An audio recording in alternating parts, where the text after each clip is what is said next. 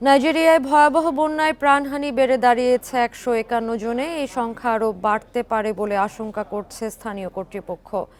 বাস্তুচ্যুত হয়েছে ৩,০০০-এর বেশি মানুষ। বন্যায় ক্ষতিগ্রস্ত হয়েছে অসংখ্য বাড়িঘর। ঝুঁকিপূর্ণ এলাকায় উদ্ধার অভিযান চালাচ্ছে কর্তৃপক্ষ। ভারী বৃষ্টির কারণে মোকওয়া শহরে ভয়াবহ বন্যা দেখা দেয়। ওয়ালটন আবারও মিলিনিয়ার অফারে ওয়ালটন ফ্রিজ কিনে আপনিও হয়ে যেতে পারেন মিলিয়নিয়ার। বন্যায় সেখানকার একটি বাঁধ ধসে পড়লে পরিস্থিতির অবনতি ঘটে। এতে বিভিন্ন এলাকায় পানিবন্দী হয়ে পড়ে বহু বাসিন্দা। বন্যায় ভেসে গেছে অনেকেই। এদিকে আগামী কয়েকদিন ভারী বৃষ্টির পূর্বাভাস থাকায় বন্যা পরিস্থিতির আরও অবনতি হওয়ার আশঙ্কা করা হচ্ছে।